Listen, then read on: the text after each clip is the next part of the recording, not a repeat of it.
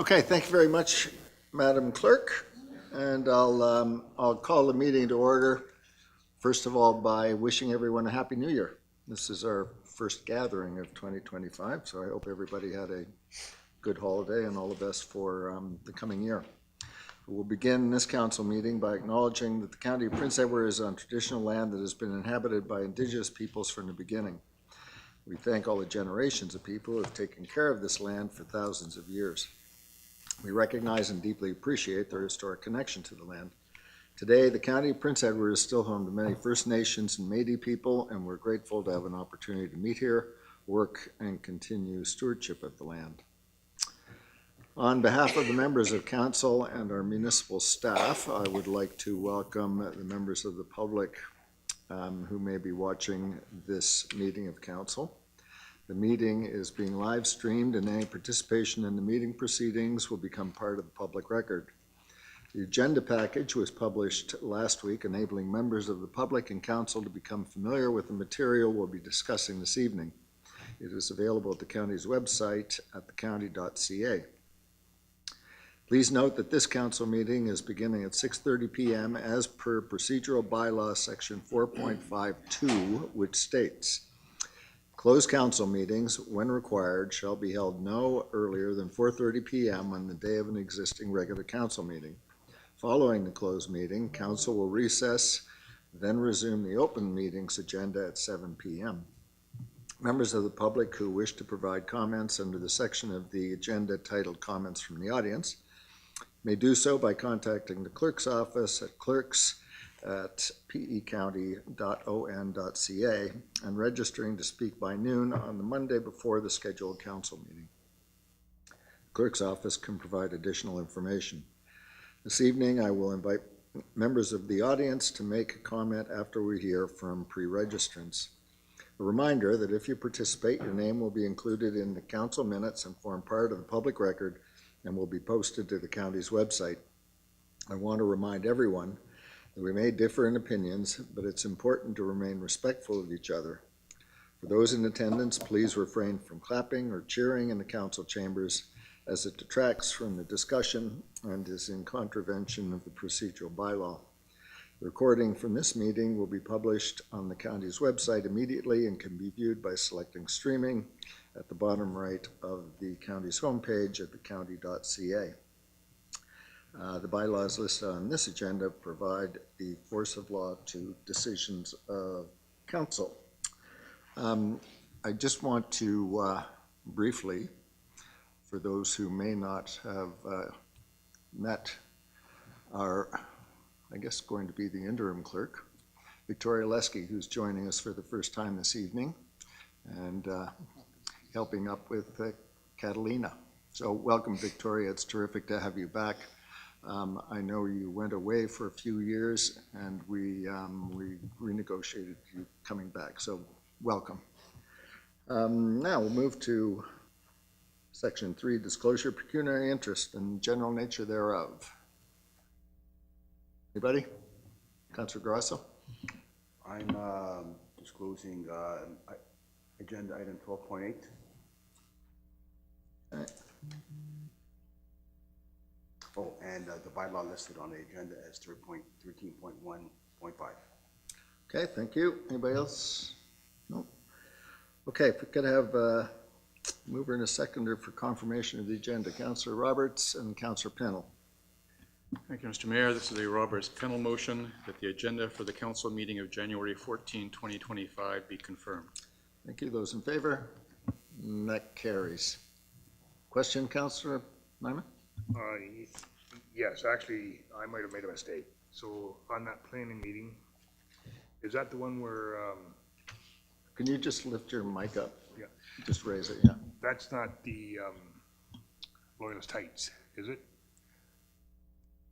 Yes, so I have to declare on that one myself. Sorry. That's okay, go ahead. So I declare on that 12.8 for the Loyalist Heights subdivision. From that, okay, that was the same one that Councilor Grasso. Okay. Yes. All right, got it. Okay, I don't see anybody else. We have Could I have a mover and a seconder to move us into the closed session, please? Mover and a seconder. Councillor St. Jean and Councillor Roberts. St. Jean Roberts motion that council move into closed session to consider an ongoing investigation respecting the municipality, a local board, or municipally controlled corporation by the ombudsman appointed under the Ombudsman Act, an ombudsman referred to in subsection 223.131 of this act, closed meeting investigations. Okay, thank you. Those in favor? That carries. Okay, we'll wait to go dark.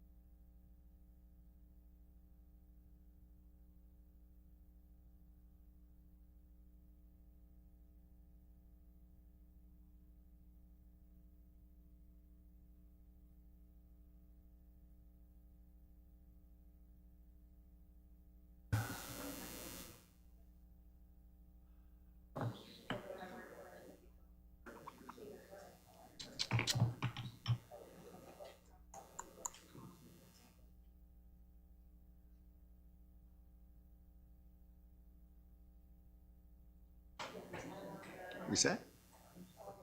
Okay. I'll call the meeting back to order, please. For the benefit of those joining us, we concluded a brief closed session meeting.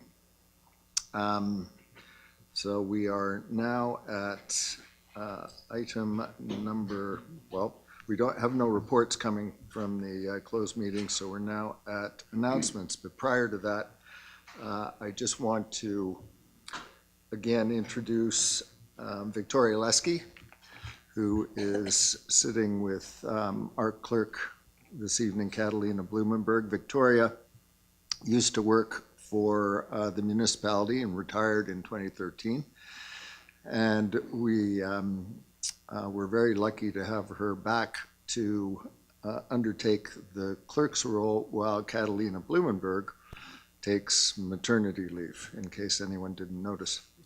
But I also want to take the opportunity to wish you, Catalina, all the best in the coming months as you go through this terrific adventure. So all the best and much success. And Victoria, a very hearty welcome back to you. I know you come with all kinds of experience in doing this job for the municipality, and we're very, very fortunate to have you with us. So thank you very much. So we'll move on to anybody else that has announcements. Councillor Hirsch. Thank you, Mr. Mayor. This is the notice of motion. I will be bringing at our next council meeting on the 28th of January, a motion requesting staff to investigate and report to council on the legality of Picton Terminal's rock removal or quarrying operations. Thank you. Okay, thank you. Anybody else? Any other announcements? Councillor Grasso. Thank you. Good evening. I just wanted to remind everyone that we'll be receiving a $200 check from the federal government soon. And I think it would be amazing if all council members and county staff would consider donating their refund to a local county charity if possible. Let's spread some positivity. Thank you. Thank you. Anybody else? No, I've got one proclamation to read. The proclamation that January is proclaimed National Alzheimer Awareness Month, and I'll read this because of its importance, particularly to our community. Whereas every 3 seconds, someone in the world develops dementia, and by 2050, nearly 1.7 million Canadians will be living with dementia. And whereas locally, over 5,000 people are estimated to be affected, excluding the thousands of family members who provide direct care. And whereas the Alzheimer's Society raises general awareness of dementia, identifies warning signs, and stresses the importance of early diagnosis while offering support and programs for those living the dementia journey. And whereas early diagnosis of dementia helps people live better with dementia and allows them to make important decisions about their future needs. And whereas building more dementia-friendly communities can be our first step to help reduce the stigma of dementia in Canada. Therefore, be it resolved that I, Steve Ferguson, Mayor of the Corporation of the County of Prince Edward, do hereby proclaim the month of January as National Alzheimer Awareness Month in the County of Prince Edward, and urge all residents in our community to become more educated and aware of the far-reaching effects of Alzheimer's disease and related dementias. Okay, we don't have no more announcements from anybody? Okay, so we're at item 8 on the agenda, which is the presentation of a civic recognition certificate to Linda Downey. I'm going to come to the microphone up front, accompanied by Councillor Engelsdorfer, who is the nominator.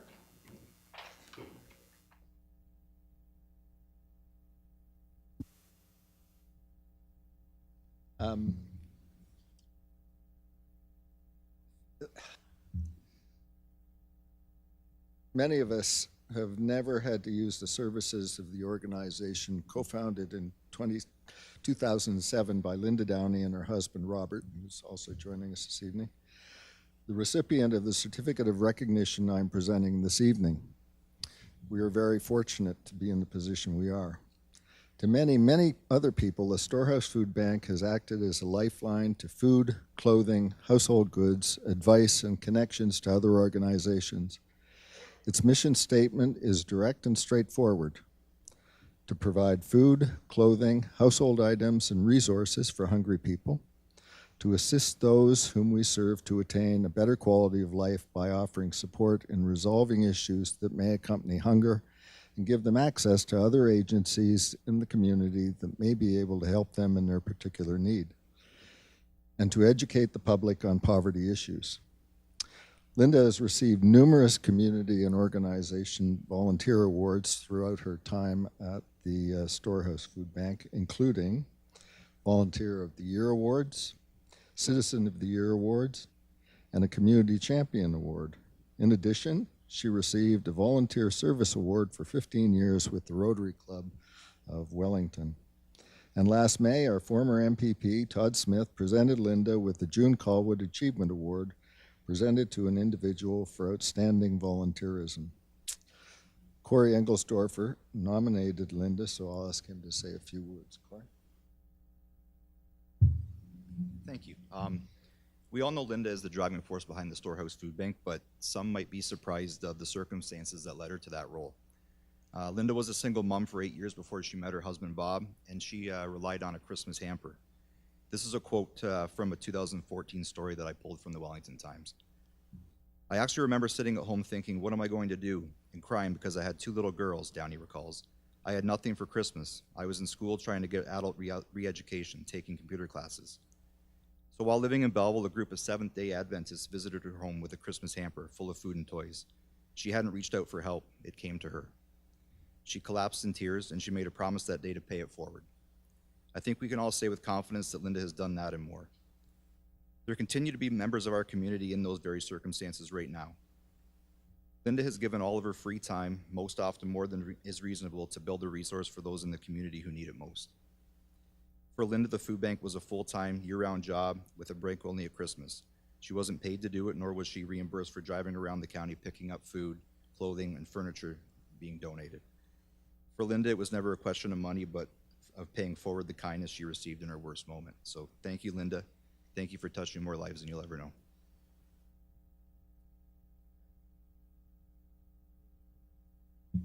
Yeah, let's.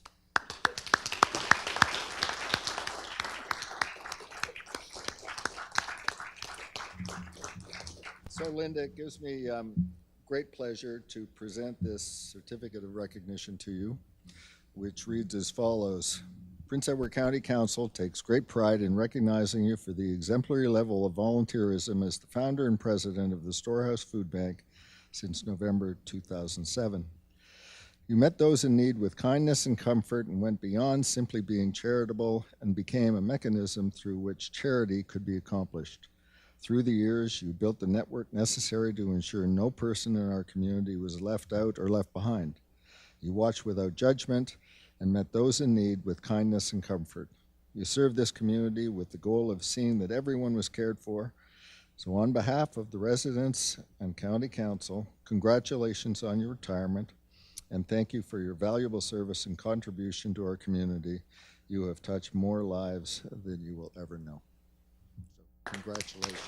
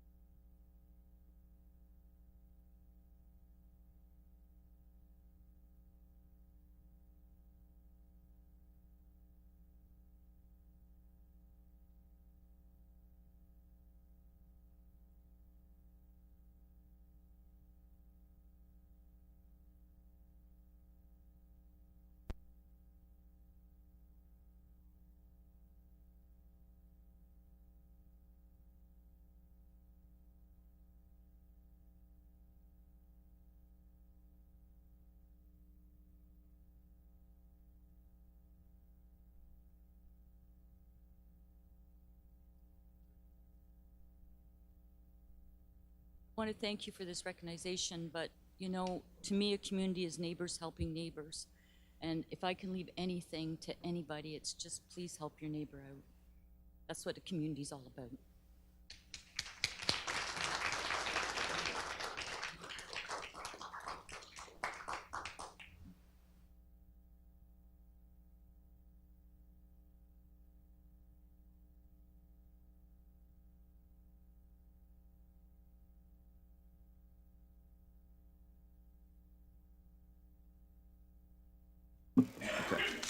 Again, congratulations, Linda. Okay, so we will now move to items for consideration. Oh, no, I'm sorry. What am I talking about? We're going to deputations. Got ahead of myself. And the first one is Phil Dawson, Chair of 851 Prince Edward Royal Canadian Air Cadet Squadron. Welcome, Phil. Good evening, Mayor Ferguson. Just let's check the microphone. Is that better? That's much better, yeah.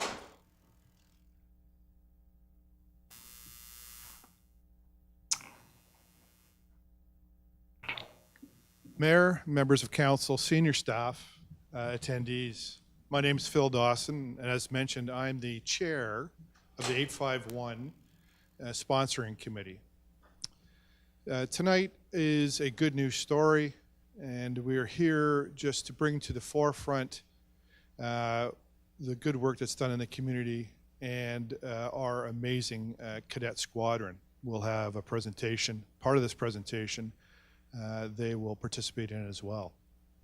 It's also thanks to you for allowing our cadets that are present tonight to see democracy and local government in action. And this is really the theme of community and what we're here for. So in the next short 8 minutes or so, we're going to have a few presenters come up, and we're going to talk about the squadron history. Cadets will talk about accomplishments and what it means to them. Of course, we have some challenges given some changes in the last 12 to 18 months. But more importantly, we're going to talk about community and how we're able to move forward to this long outstanding, and you'll hear, 50-year established organization. So without further ado, I'm going to invite Mike Campbell up. Mike Campbell is the most recent commanding officer, and he's going to talk about how we got to this point in history. Mike.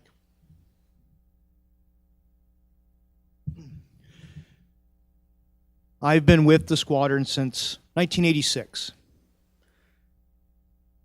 851 Prince Edward Royal Canadian Air Cadets was formed in September of 1977 with the sponsorship of the Kinsmen Club of Picton under the direction of my father, Malcolm Campbell, a former staff member with the County of Prince Edward, and other community members such as Roy Goostrey, a teacher from PECI at that time.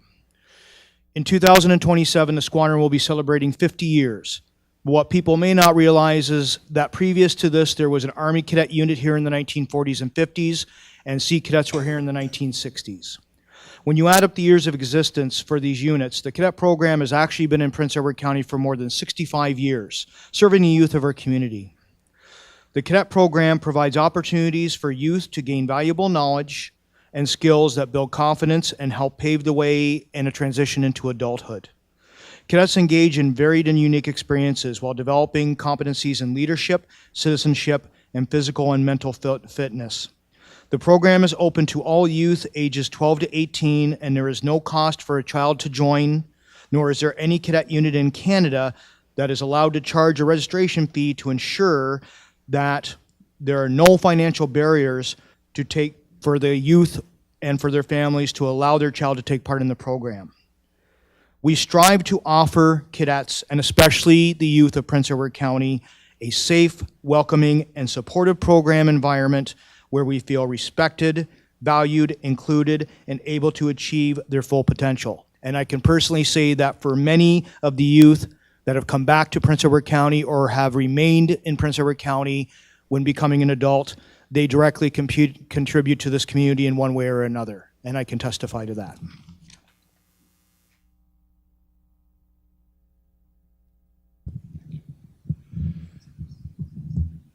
Thanks, Mike. And we would be remiss if we didn't acknowledge both Mike and may he rest in peace, his father, for the many years of service. Thank you.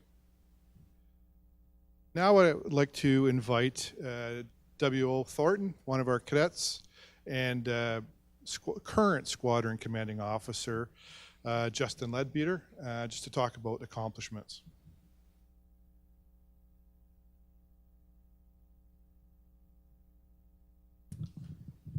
Thank you, Your Worship. Thank you, Council. Thank you, audience members. As introduced, I'm Captain Justin Leadbeater, the current commanding officer, taking over from Captain Campbell back in October.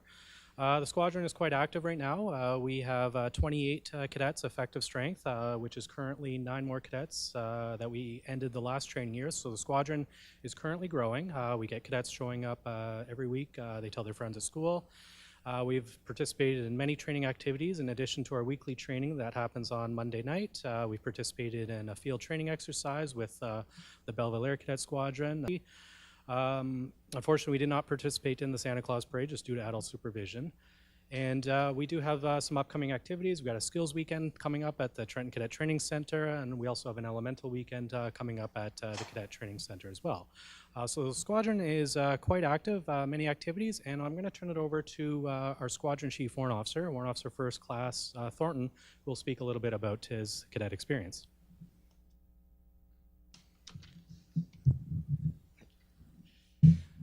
Good evening, Council. Good evening, Council. I'm Warrant Officer First Class Dash Thornton. I've been in the Air Cadet program for 6 years. To learn, to serve, to advance. That is the motto of the Royal Canadian Air Cadets. To learn. The Air Cadet program teaches much on topics of importance. Some topics more general in usefulness. These being topics of leadership, citizenship, survival, public speaking, and other useful stuff like how to tie a tie or how to iron pants. And some topics more important in military and aviation areas. These being topics of military knowledge and aviation. To serve. Though we are not at all part of the military, we do serve. We serve the community. Through acts of community involvement and service, we are seen in the public eye. We may be seen doing our once yearly trash bash. We may also be seen doing our annual rounds of poppy sales for the Legion. And of course, the Remembrance Day ceremony itself. To advance. I like to think this refers to the advancement outside of the Air Cadets. Whilst utilizing your knowledge gained through the curriculum and from the experiences had. Not a single topic I mentioned earlier has not been useful to me in some way or another outside the cadet program. I especially appreciate the leadership training I have received. I do not think that there is any other place that youths of this country can learn leadership like the cadet programs. Council, I believe that the Air Cadet program is an important part of the county, and I hope that it stays that way for the many years to come. But for this, we need to keep the youth interested and engaged just as much as I've been. Thank you.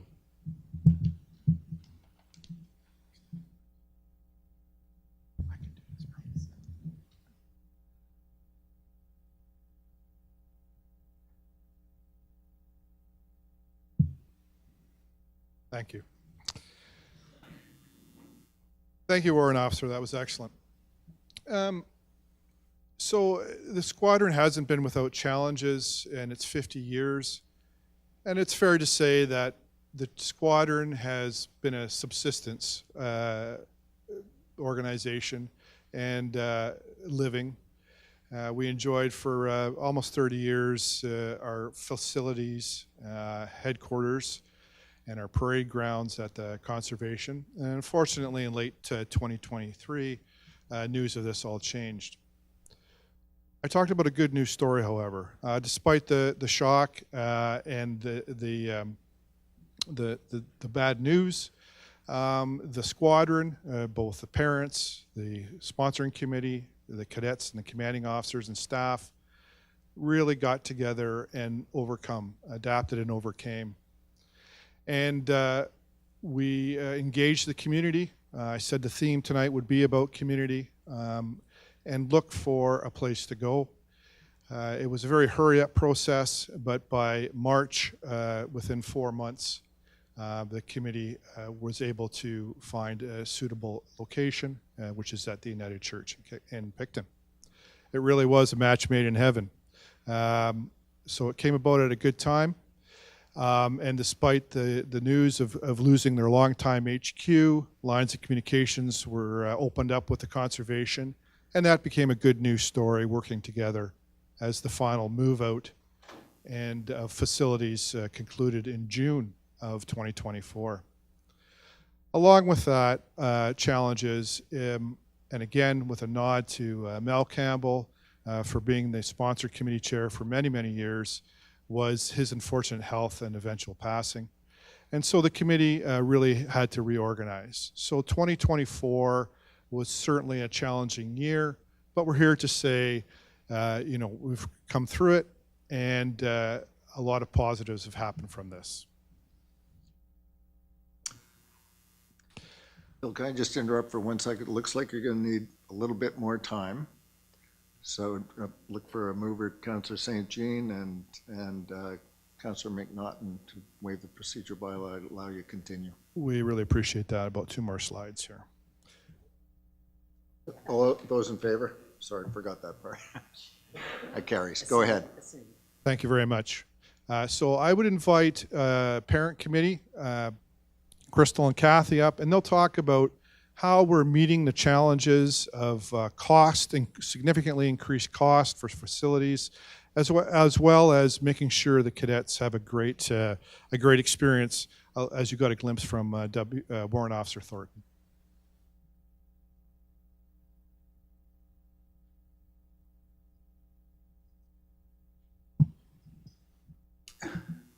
Hi, I'm Crystal and this is Kathy. We are members of the parent committee for the 851 Air Cadets.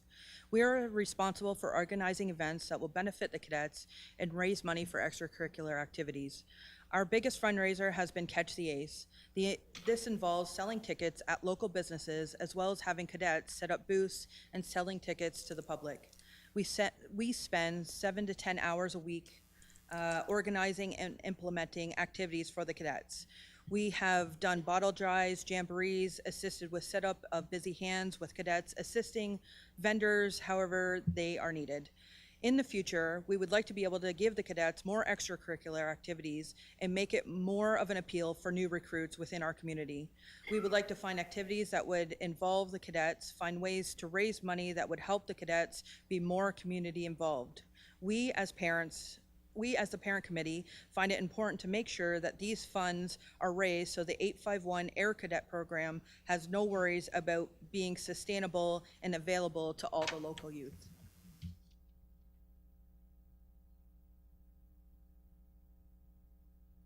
Thank you for the extension, Council. So I'm just going to speak a little bit about our future vision within the program this training year and moving forward. So we're going to continue to develop the leadership capabilities within a 12-year cadet so they can become the cadets that you currently see now.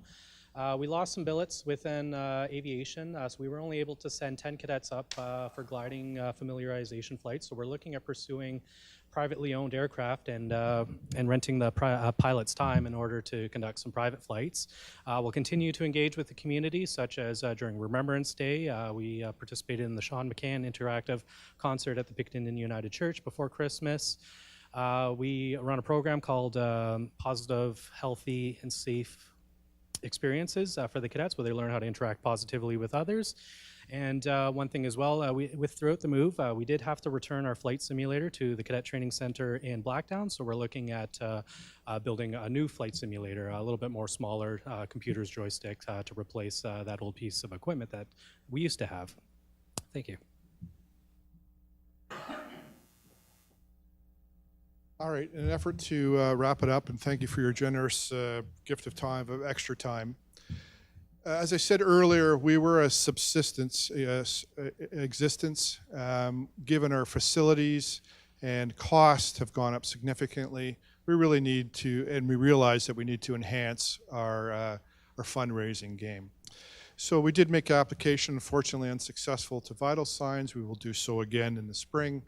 But we're really counting on our community groups, such as the Legion, Kiwanis, the Lions Club, the Women's Institute. We really have a community effort to ensure this wonderful organization continues.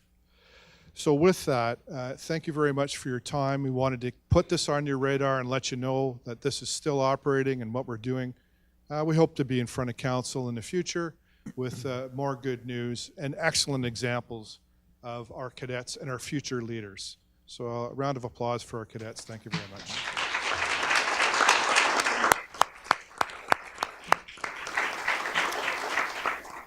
Okay, thanks very much, Phil. Thanks everybody who participated this evening. I'll turn it over to council for any questions.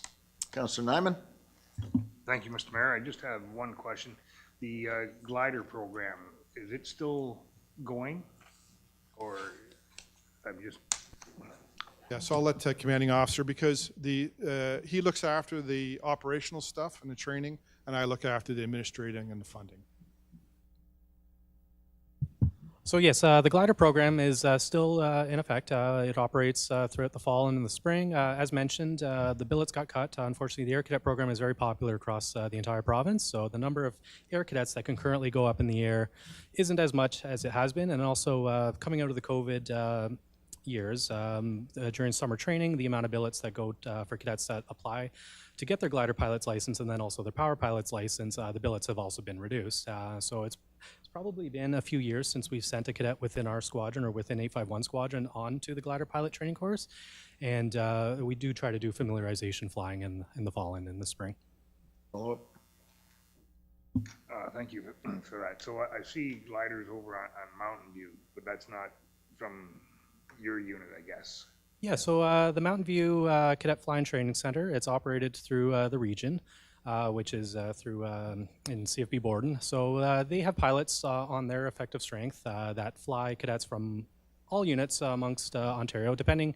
We've got multiple flying sites, not just at Mountain View. Also, we've gone to, well, there's multiple sites. So they'll constantly fly every weekends for all the units from Bowmanville, Oshawa. They'll come down and they'll fly here. And then on any one of those days, we have a day in the spring, and then we also have a day in the fall that we send cadets up in the air. But they're operating all year, during the flying months for all the cadets within Ontario. Okay. Anybody else? Questions? No, don't see any. Thank you very much, everyone. Can we have a mover and a seconder to receive the deputation, please? Councillor Roberts, Councillor Nyman. Thank you. This is a Roberts-Nyman motion that the deputation by Phil Dawson, Chair 851 Prince Edward Royal Canadian Air Cadet Squadron Sponsoring Committee and colleagues, regarding an update on the accomplishments and vision of the 852 Prince Edward Royal Canadian Air Cadet Squadron be received. Thank you. Those in favor? And that carries. Thank you again. So move to 9.2, deputation by Cheryl O'Brien of the Warings Creek Improvement Association.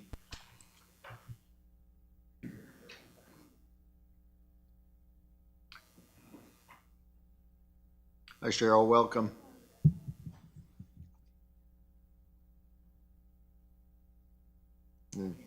You've got 10 minutes for your deputation. Members of council, we understand Councillor Purnell is proposing a motion for a legal opinion on the minutes of settlement, which we support. This has been an ongoing conversation between the WCIA and the county since it was signed in 2008. This evening, we hope to bring clarity to the situation. Our association has been providing various documents to planning and council of both a planning and legal nature involving the minutes of settlement since 2020. Please refer to the information we've included for your review.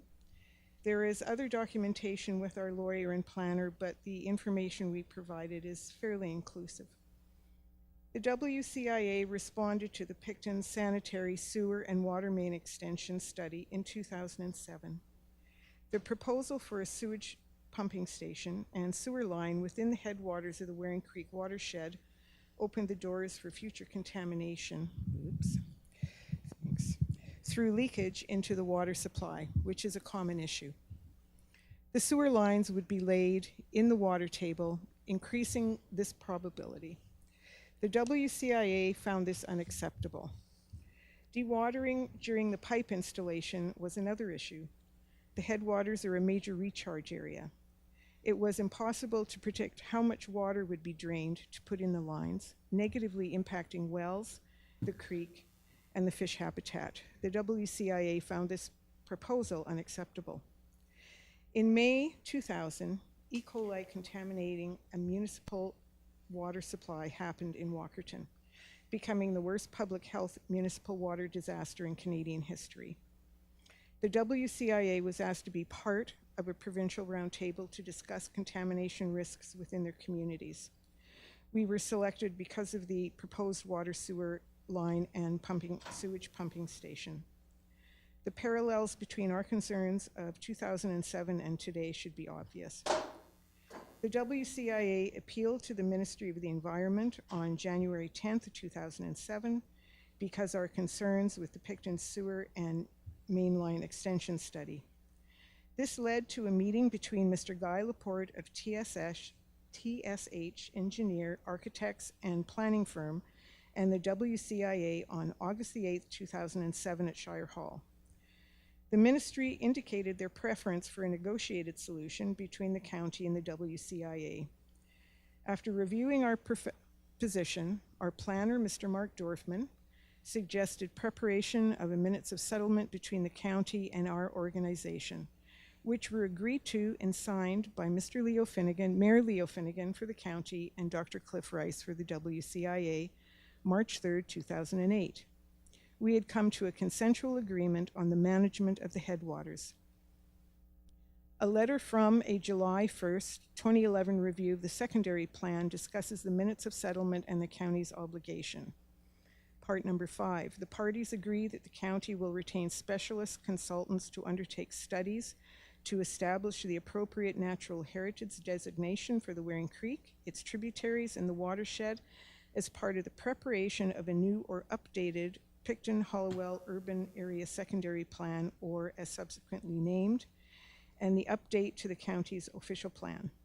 The county will propose natural heritage policies and schedules that will identify the Waring Creek and its tributaries as a cold water watercourse. Part 6, the parties agree that policies will be proposed in the county's new or updated Picton-Hollowell Urban Area Secondary Plan, or subsequently named, to establish 30-meter wide buffer areas adjacent to the Waring Creek cold water watercourse.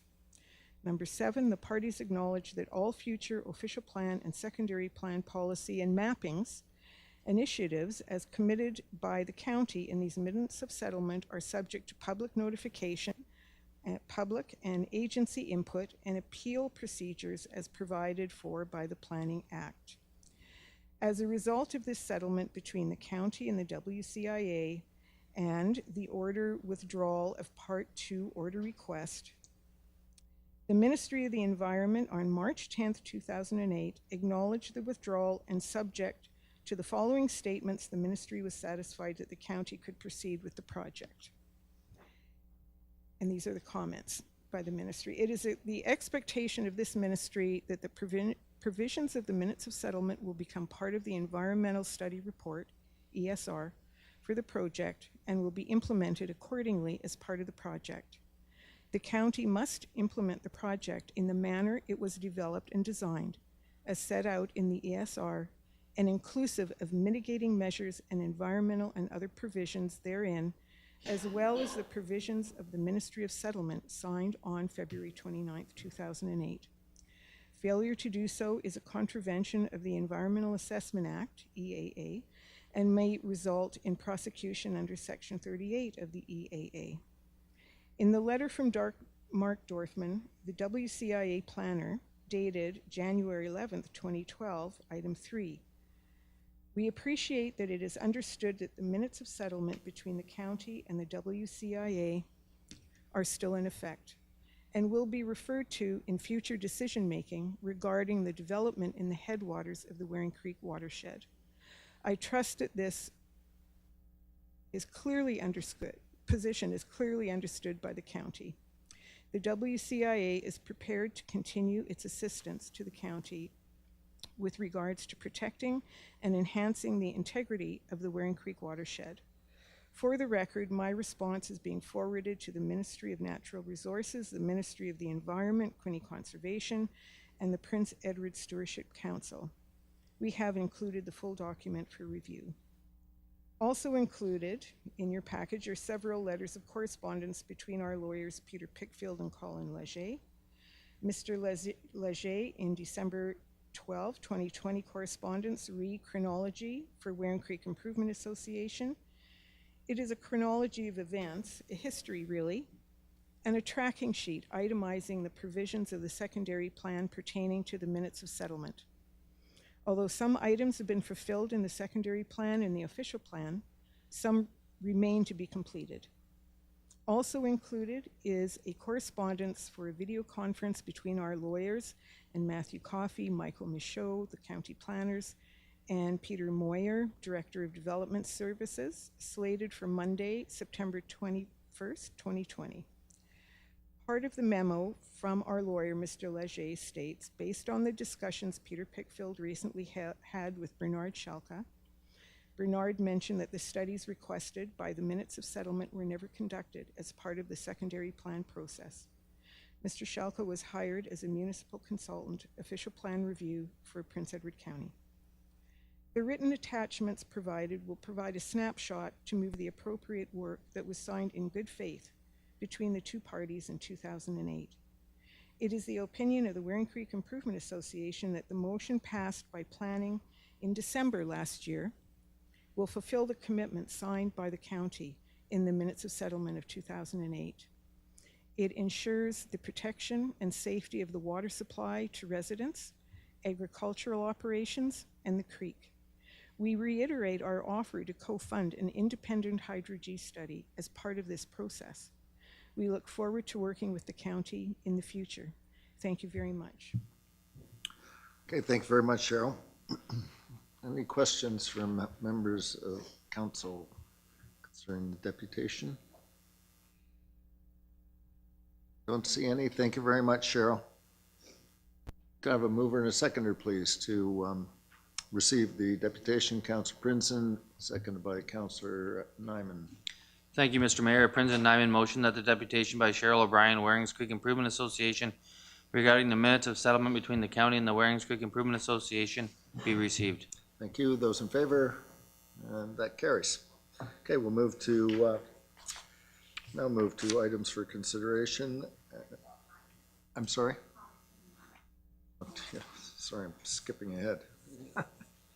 Yeah, and we have three pre-registrants. First one on my list is Liz Driver. And welcome, Liz. You know, you've got three minutes to make your comment. My name is Liz Driver, and I'm the president of the Prince Edward County branch of the Architectural Conservancy of Ontario. Our branch mission is to engage with our community to identify practical, thoughtful, and creative ways to conserve the county's rich built and landscape heritage. We present heritage walks and events. Last November, we launched a fundraising campaign to support digitizing the Haspy collection at the Wellington Archives. And this June, we're contributing to the Ontario Heritage Conference hosted by the municipality. Tonight, I'm commenting upon the Built and Cultural Heritage Advisory Committee's minutes of December the 11th, specifically Michael Miller's motion about the Whitechapel, that the committee recommends council direct staff to explore obtaining a heritage impact assessment of the 1809 heritage designated Whitechapel by a structural engineer. The motion goes on to say that the structural engineer should examine in particular the Whitechapel's masonry foundations and many multi-pane windows, which may be at risk from vibrations from the rock blasting at Picton Terminal site and vibration from the heavy trucks leaving the company's gate and driving past the Whitechapel to County Road 49. Now, you will not need to be reminded of the significance of this 214-year-old building, which I emphasized in my July 23rd deputation to council. However, I do want to restate how susceptible the building is to damage from vibrations. We now know that protection of the Whitechapel was overlooked when the municipality negotiated the settlement agreement with the owners of Picton Terminals, and currently there are no mitigation measures in place. Yet the building continues to be subject to vibrations from Picton Terminals. Ideally, an impact assessment should have been carried out some time ago, funded by the company. However, in the circumstances, ACO PEC supports the committee's motion for staff to explore obtaining an impact assessment. Now, the motion is silent on who would pay, Picton Terminals or the municipality. On this point, ACO PEC believes that dialogue needs to happen between the relevant parties, Whitechapel Board of Management, municipality, and Picton Terminals. If an impact assessment cannot be obtained quickly or economically, then there are other likely cheaper discrete measures that could be discussed. Got 30 seconds, A Liz. building condition assessment would establish the chapel's current condition, and using a vibration monitor to test vibration levels generated by trucks and blasting will tell us whether Picton Terminals is producing destructive levels of vibration for historic buildings. One final sentence. The committee motion is a good starting point for addressing what is an outstanding matter: how to protect one of the county's oldest and most significant historic buildings from Picton Terminals' ongoing operations. Thank you very much. Okay, thanks very much, Liz. Questions from members of council? No? Okay, thanks very much, Liz. Thank you. Next, I have Deborah Marshall concerning item 12.11 as well. Welcome, Deborah.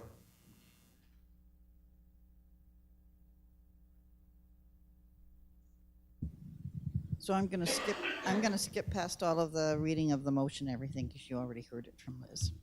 I'm here tonight accompanied by Reverend Brian Nicholson of the Picton United Church and Reverend Darren Leopold from the United Church of Canada. I'm here to represent the Whitechapel Board of Management to address the motion. This is not the first time that we've been before council in regards to the damage that has been experienced at the Whitechapel since the application was made to amend the zoning at Picton Terminals and their activities escalated. The municipality should have ordered an HIA be conducted at that time, but it didn't. Our Board of Management filed a submission as a partner when the municipality filed with the Ontario Land Tribunal in response to Picton Terminal's appeal, and then submitted again to council our written submission when the municipality was engaged in the confidential settlement negotiations.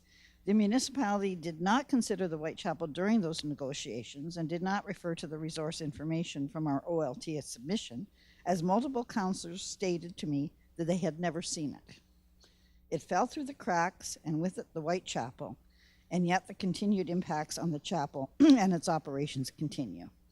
Now we have a motion coming forward from the committee asking staff to explore obtaining a heritage impact assessment. The term explore, in our opinion, is weak and open to a myriad of levels of interpretation. Staff needs to come back with the scope and results of their exploration, including the entities and organizations they consulted with. We appreciate that the committee is recognizing the importance of this property, and we note that the committee's advice to council aligns with the 2020 official plan, sections 2.2, 2.315, noting the abundant cultural heritage assets are a fundamental component of the county's identity and character, and especially section 3.3.1. As the county grows, it is important to protect and enhance those qualities that attract people to come to the county in the first place. Cultural heritage resources are all those elements, both tangible and intangible, that combine to define the unique identity of the county. It's spelled heritage resources, cultural heritage landscapes, archaeological resources, and movable collections, etc. And also section 3.32, cultural heritage, objective 7. Recognize, conserve, enhance, and promote significant cultural heritage resources and sites, including built heritage resources of all types, The Whitechapel Management Board is engaging a heritage architectural firm to conduct a building condition assessment. This will provide a professional assessment to use as a benchmark moving forward. What is also needed is an engineering vibration study during an appropriate time after load restrictions are lifted and the blasting continues. We believe it is incumbent upon the municipality to acknowledge its shortfalls in addressing the Whitechapel heritage property through these past 5 years and to take action to rectify the situation, to act and not just explore. And once again, let this issue fall into the realm of out of sight, out of mind. I ask you to wrap up. Okay. You have used our rural landscapes, bucolic scenery, and natural and cultural heritage as a marketing tool for economic growth. What we now need to see is some actual action in support of those assets. Thank you very much. Thank you, Deborah. Questions for Deborah? Anybody? No, thank you very much, Deborah. And the last pre-registrant I have is Sherry Colburn concerning item 11.2. Welcome, a reminder, you've got 3 minutes. Yes. Good evening, Mayor Ferguson and councillors. My name is Sherry Colburn. I'm a resident of Carrying Place. I'm here tonight to speak with you about Councillor Roberts' motion to amend Section 515 of the procedural bylaw. I'd like to start by saying, as a businesswoman, I applaud this motion. I believe and have always held a belief that prolonged deliberations do not lead to good decisions. But in order to stand here before you with some objectivity, I did a little research today. And I want to just make 3 points about the negative effects of prolonged deliberations. Number 1, they lead to increased cognitive load and mental fatigue, which can make it more difficult for individuals to process information effectively. This can result in poorer quality decisions being made as individuals are less able to evaluate options accurately. Number 2, prolonged deliberations can lead to decreased motivation and engagement in the decision-making process. When individuals are forced to spend extended periods of time considering options, they become bored or disengaged from the task at hand, leading to lower levels of interest and involvement in the outcome. Finally, prolonged deliberations can lead to conflict within groups as individuals become frustrated with each other's opinion and views. This can create tension and animosity within the group, making it harder for them to reach a consensus on their decision. I think it is not a reach to say that those of us that were in attendance at the December 11th meeting to which Councillor Roberts refers, we definitely witnessed all of those outcomes. I do seek some clarification on this motion, if I may put forward 2 items. One, in the minutes, Councillor Roberts cites an amendment to 515, but under the wording of the resolution, it cites 511. I did my own research on the procedural bylaw, and it seems like it should be 515, so please just check those, that reference. And I guess the other question that is not obvious by the motion is whether or not the intention of this amendment is to contain conversation on any given subject to only 4 hours, or if the intention is to simply defer continued conversation beyond the 4 hours to a subsequent or special meeting. I see Councillor Roberts is nodding his head, so I'll take that as an affirmative. In closing, I would like to add that I, again, want to say I applaud this motion, but I would like to add that an agreement to pass this motion this evening is absolutely a vote for deferring a decision on the amendment to bylaw 1860-2006, the subject of December 11th meeting. Thank you. I trust you will all do the right thing. Thank you. Any questions? Councillor Nyman? Thank you, Mr. Mayor. Yeah, I guess the one question, maybe more of a comment. So once the 3 hours is over, or you pass that timeline, that 3 hours, at any time after that, council can stop the meeting. All they have to do is vote no. But I think you touched on a point where it would, if you defer it, Now you're bringing people back for the next meeting also. So I just want to understand, you're okay with people traveling 2 or 3 times to solve an issue? Is that? Absolutely. Okay. As a businesswoman, I know the strength of being able to take a break, walk away, and come back for a revisit. Thank you. Okay, Councilor Roberts? I don't think we've ever met. But I'm really glad you're here. Thank you. Thank you. Anybody else? No, okay. That's, those are the only folks I've got pre-registered to make a comment. Is there anybody in the audience that wants to make a comment about anything on the agenda? Sir? Which item? It's the same proposal, Councillor Samaroso's bylaw. I guess, I don't know the name. Okay, just 1 sec. We have to deal with that in a separate way. Just hang on 1 sec. Is there anybody that wants to make a comment about anything other than the item on the agenda, which is number 12.8? Nobody else? Okay, the matter that you're referring to was a result of a planning meeting, and we have to deal with the procedural bylaw and amend it to allow a comment. We can do once we do a vote, but I need a mover and a seconder to waive the procedural bylaw to allow comments about a planning meeting. Is that language appropriate, Madam Clerk? If I might just say something quickly. I was scheduled to speak at that meeting. Unfortunately, I fell ill, so I wasn't able to do it. But I'm here not really to discuss the issues of that meeting. I'm here to address the bylaw itself. Madam Clerk? And the amendment to the bylaw. Madam Clerk? Through the mayor to council. We have a special clause in our procedural bylaw under 9.4 subsection 9, which talks about how people may not make oral submissions again on a planning agenda matter at council unless the matter is before you as an item for consideration. This matter right now is to ratify the minutes and approve the bylaw. So that is why a motion to waive the rules is necessary to let this gentleman speak as well as anybody else who's here in the audience.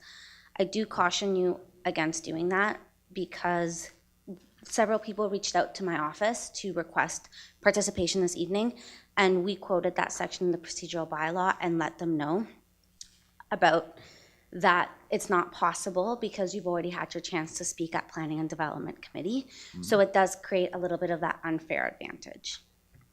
Okay, so your advice is that we do not waive the procedural bylaw.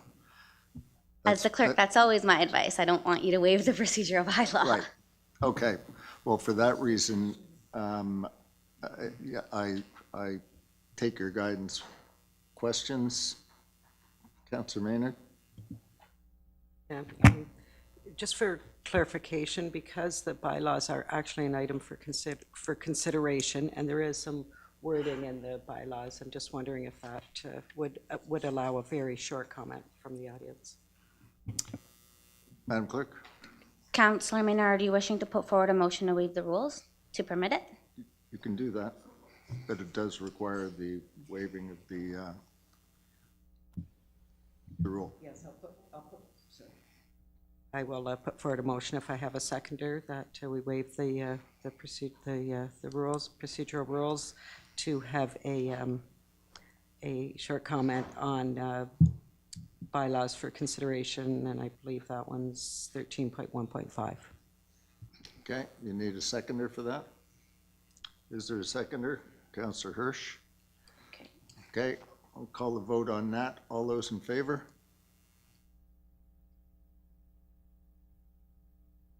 That fails.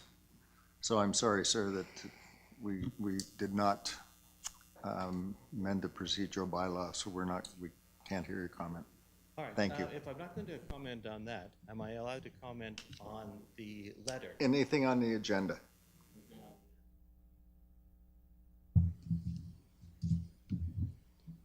Okay, thank you. So we'll move now to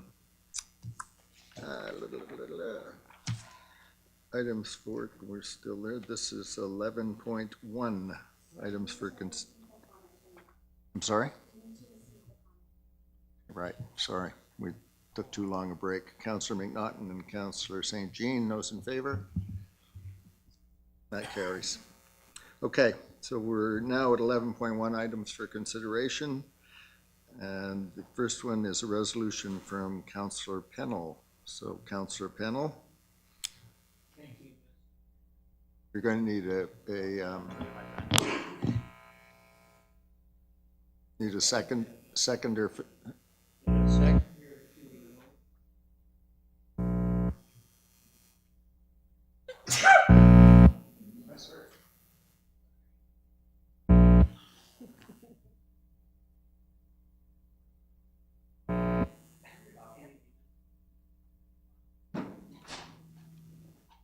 Okay, you have a seconder? I'll second it. Okay, Councillor Princeton is going to second it. Okay. This is Pennell. Princeton motion that reads as follows. Whereas the county and Warings Creek improvement is. There you go. Try now. Okay.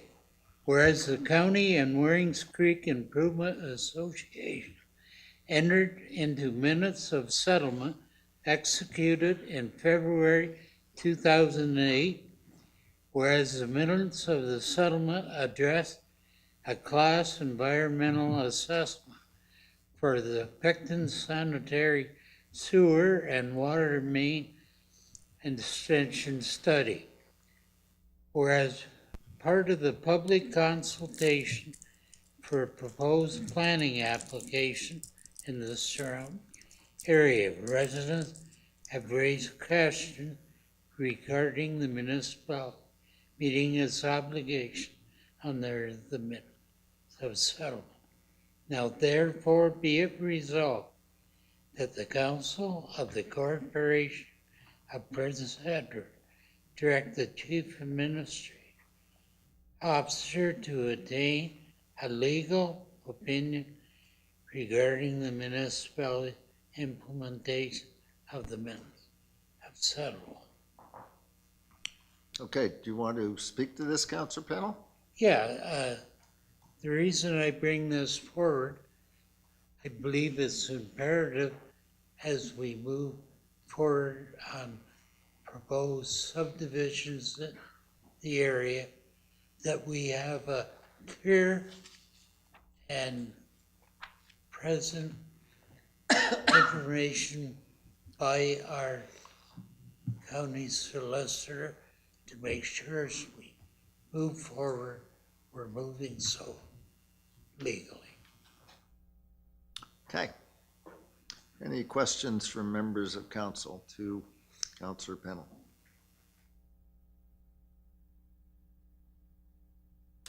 Madam CAO. Through the mayor to council, I just want to make a comment that the way this motion is worded, it says that I would get a legal opinion based on the facts and the material that has been shared through the deputation and other comments. And the fact that our in-house counsel is not a planning expert as per the bylaw that gives her authority, I would engage a third party. And I have looked at this already to see if there was someone able to do it quickly. And so should this pass, that is the route I would go. And as you all know, there was funds in the CAO budget for legal work, and so that's what I would use. So I just want to be clear where this work would get done. It would be done by an external party. Okay. Questions? Councillor St. Jean. Thank you, Your Worship. Through you to the CAO. Any idea on costs? I'm going to steal Councillor Nyman's line. Through the mayor to Councillor St. Jean, I really probably should have asked that question, but it is a a review of documents that we have in hand, and it is asking for a legal opinion in a very short period of time. So while I don't have an estimate, I'm not expecting a huge amount, given what it's cost us for other legal reviews of documentation. So I can't give you an estimate, but we're pretty early in the year, and we haven't, day 14, the budget is still there, so. Okay. Anybody else? Councilor Prinzen? Thank you. Do we have a time frame as to how long this may take? Through the mayor, in talking through the clerk and with Councillor Pennell, we can't get this done for the end of January, but I would endeavor to bring this back to the first council meeting in February. That's the 11th? February 11th. So about a month. Thank you. Anybody else? Okay, I'll call the vote on this. Councilor Pennell? I'll look after you, Mike. Yeah. Okay, I'll call the vote. All those in favor? Show of hands, please. And that carries. Okay. So we'll move now to 11.2. Councillor Roberts. Thank you, Mr. Mayor. I would need a seconder for the motion. Councillor Grasso. Thank you. Volunteered. So just to read the motion now? Yep. It's a Roberts-Grasso motion. Whereas the municipality has experienced lengthy meetings, particularly the December 11, 2024 Planning and Development Committee meeting, which can negatively impact decision-making. Whereas the public, staff, and council members should work in ways that promote personal safety and mental and physical health. Now be it resolved that council of the Corporation of the County of Prince Edward direct the clerk to amend section 5.11 or 5.15, depending on where we land, of the procedural bylaw regarding adjournment for all meetings of council to require a 3-hour maximum limit with an extension of 1 extra hour based on majority vote and a mandatory adjournment at 4 hours. Okay. Do you want to speak to this at all? I do, if that's okay. Go ahead. Thank you for the comments from the audience. I think this motion is pretty self-explanatory with regard to issues like safety. And it's also motivated by the thought that taxpayers want quality of decision-making, not quantity of decision-making time. And perhaps there's also the thought for myself and maybe some of us around the horseshoe here may have that God possibly created eternity so that we could get through certain planning agendas. Also, that council is strictly a governance body. But there are very few, I don't know if you found them, but there are very few municipal guidelines on meeting length. Although this motion is based on existing procedures in municipalities in Eastern Ontario like Brockville and the Kingston area. That said, by comparison, and because corporations and for-profit entities have a bottom line accountability motivation, they've done some extensive studies on effective boards and governance and the lengths of meetings of those public, private, and not-for-profit organizations. And why? Because those folks, before these studies were done, were losing about $40 billion US a year because of unproductive and too lengthy governance meetings.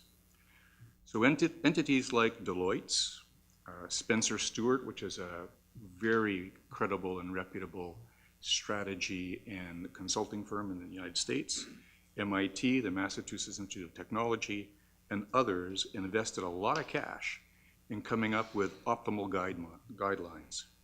And among other things, discovering, as we heard earlier, that adhering to agreed time constraints generates more focus and more productivity. So in brief, publicly traded companies, stock market, are optimal at 4 to 6 hours during a dedicated day's meetings, with breaks like a lunch or some kind of recreation. And we need to remember that these are mostly quarterly, not monthly meetings that themselves include presentations. Privately held companies are about 2 to 4 hours, less regulatory constraints on the governance model. And not-for-profit organizations if monthly, are up to 8 hours, but over 2 days or a day and a half, and they're quarterly. Board or governance meetings that go beyond those parameters also begin to lose clarity of decision-making, including a drop from 90% plus of directors actually paying close attention to the agenda items at hand, to only 70% or less actually paying attention. The conclusion from all this seems to point to a need for increased use of focus special council meetings for hot-button, high public interest matters, and this kind of motion before you tonight, amending our procedural bylaw for the quality of our regular meetings. There are a number of other points to make on this subject. For example, I would say council credibility, and also that hardworking staff need to come to work the next day. Getting home at 1 o'clock in the morning for our staff is not optimal. But I'll pause here. Thank you. Okay, thank you. Questions? Councillor Pennell, then Councillor Maynard, then Councillor Nyman on that side of the table, then Councillor Brainy. Oh, wait a minute, we'll get to you guys in a minute. Go ahead. I respect what the councillor is bringing forward, but I do believe under our present, we have the right, when somebody asks to extend a meeting, we have the right of refusal. And I believe there will be times in the future that perhaps timing may be a big thing as it relates to something. And to change it at this point, I believe we're already covered. We either got to decide to say, yes, I want to extend it. We also have the right to say no. So in that regard, I believe we already have the system in place. We don't have to come up with new bylaws to do what we've already got. If we don't want a meeting, we say no. If we do want it, we say yes. Okay. That's my thought, so. Councillor Maynard? Thank you. Long meetings do, I believe, diminish our ability to make good decisions. I'm just, because we had the comment on, so your motion, it says a mandatory adjournment. Would you be amenable to making that a mandatory recess as opposed to, because an adjournment actually ends the meeting. So there are times when Be a recess. that we would recess the meeting. Would you take that as a friendly? I would, and I think it's an interesting aspect of parliamentary procedure. This council always adjourns at the end of council, as does the House of Commons, it adjourns. It doesn't conclude. So, but if the clerk is amenable to it, I think it achieves the same result. Reasonable language. So through both councillors to council, changing the language to recess essentially would mean that whatever was not dealt with would go to a future meeting of council. That could work, although our process has been to adjourn and then put items that are not dealt with to the next feasible council or committee of the whole meeting. And currently you do have the power, you are supposed to recess for a minimum of 10 minutes after every 2 hours have passed. So you are encouraged to take recesses throughout the meeting as well to help with the length. Right, so we're effectively covered. Go ahead. Just a query. So when we have our 5-day budget meetings, we recess, right, at the end of each day as opposed to, and then continue the meeting later? The next day. I just think that, I think because we use adjourn when we're ending a meeting, if Councillor Roberts would take it as a, I think it's clearer to people what we're doing, that we're not ending the meeting, that we are that we are simply recessing it to a future date. Madam CAO?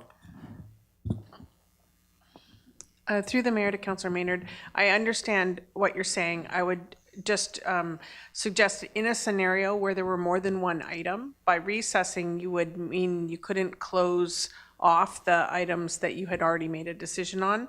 The reason we wrote it as adjourning is that if the item didn't finish, then it would have to come back to another meeting because it never got decided. So we'd have to reschedule it to another meeting without it having the impact on whatever else is on the agenda. So just some rationale for why we put adjourn in the motion. Okay, Councillor Nyman? Thank you, Mr. Mayor, and just to follow up on that point is if you go to recess, if there is time-sensitive issues that need to dealt with in that meeting, you've now, and it could be funding or whatever, you've now pushed that out, and now you've lost the opportunity to gain some of that funding or anything that's time-sensitive. So I won't support it based on that, as I said earlier to the person that was speaking, and Councillor Pennell has said, we have the opportunity at after 3 hours, every hour, to say, no, we've had enough, we want to go home, or we want to deal with this and get it dealt with. The other thing is, I'd like to ask the clerk, how many long meetings have we had that went to 1 o'clock in the morning? I can think of 2, maybe 3 in the 10 years I've been here. So I'm just want to kind of put that on the table. I don't know if you have that answer. With you, we've been on council for the same amount of time. I don't remember. Madam Clerk? Through your worship to Councillor Nyman, since I've been clerk here, this was the only meeting that's ever gone past 1 o'clock in the morning. There was one meeting where you did go to 12:01 a.m. and we did have to, so it was twice in this term of council. Okay. All right. This side, Councillor Brainy, St. Jean, and McNaughton. Councillor Brainy? Thank you. I completely understand, appreciate what Councillor Roberts is proposing. However, it's been my experience with residents on many occasions, with late meetings or just in general, people generally like good news and bad news, but they like it now. And my concern is potentially sending people away. It's frustrating because they want to have a decision rendered. They want to understand what direction it's going in. So that being said, I personally think that we have some tools in place. I understand that there's probably a willingness to do this because of some of the prolonged planning meetings that we have undertaken, which I think we've all experienced frustration with. I also believe that there's a number of other remedies that we could put forward in the future to impact the length and maybe the process and the production that we have with some of these meetings. But at this point in time, I can't support it just due to the fact it's a responsibility of ours. People want they want the information, they want decisions made before they have to leave, and I find it could be unjust for some people to have to wait another week when they're waiting in the wings, and based on that, I would say I can't support this, but I do appreciate the intent and the conversation that we're having about it, and I appreciate Councillor Roberts bringing it forward, but I can't support it. Councillor St. Jean. Thank you, Your Worship. I think Councillor Pennell brought up something that I think we need to think about more clearly. I agree with some of the stuff that Councillor Brainy has said with regards to making sure business gets done and all that. But Councillor Pennell made a very good point. We have that tool in our toolbox to call an end to a meeting. We have that tool in our toolbox to amend the agenda, which really is what should have happened at that December 11th meeting. knowing full well that there was a building full practically of people who wanted to deal with one particular agenda item. So I think what it boils down to is we need to, as a council, as council members representing our community, stand up and say, no, we are not going to have a 5-hour or 6-hour meeting. It's not productive. We all recognize that. It's just, it's not good. We've heard from a member of the public who is telling us that. So I don't, I'm sorry, Councillor Roberts, but I'm not comfortable making that change now when we clearly have that tool available to us. I just hope that in the future, we will say, no, we are not going to go to 1 o'clock in the morning. Personally, as somebody who is employed, not a retired person sitting around this table, 1 o'clock in the morning, I took the day off. That cost me money. That's not fair. That's not fair to Councillor Prinzen, who's got to get up and milk cows at 6 in the morning. It's certainly not fair to our staff. So we need to definitely be firm about how long we're going to stick it out for a meeting and be more clear. And I do know there was a motion put on the floor, even though I wasn't in the meeting at that point, to actually amend the agenda. I think we need to be more firm with those decisions and be less worried about the fact that some of the members of the public are going to be angry because we had to do it. Otherwise, they will not get a fair hearing. And that's what I want to have. I think if I could just butt in certainly the planning meeting, and I think what you're referring to, Councillor St. Jean, is agenda management. We've changed the process for the planning meetings. So I would hope that we will not have agendas jammed with items that are either controversial or will involve a lot of public input. I think those steps are already in place. Councillor McNaughton? Thank you for saying that. I was going to ask staff a couple of questions about agenda management for planning meetings. And I do want to say I'm enjoying this conversation and enjoying hearing everyone's perspective. And I think it's a really important conversation, and I'm really grateful to hear from the member of the audience. It's really tough to walk that tightrope between making sure everyone has a chance to speak when they're here and when they're available and when they've made time to be here, but also to ensure that people get home safely. So I like that we're talking about it now. My biggest sort of exclamation point tonight was I think we do have the tools available, but that we as council need to be more flexible to employ those tools, even though it can pose problems, even though it can cause inconveniences. And also wanted to ensure in 2020, CAO Wallace changed how council and committee agendas were curated, and they since then became much more manageable.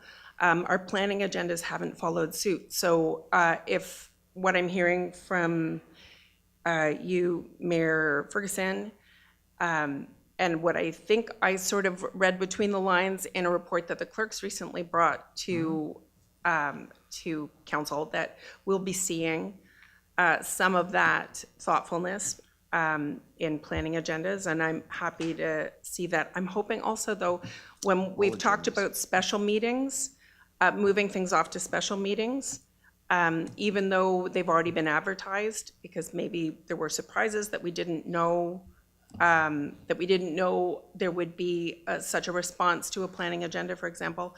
I'm wondering if we can approach that move with more flexibility as well. So even if it's in late days, we can consider special meetings for hot button topics. Absolutely.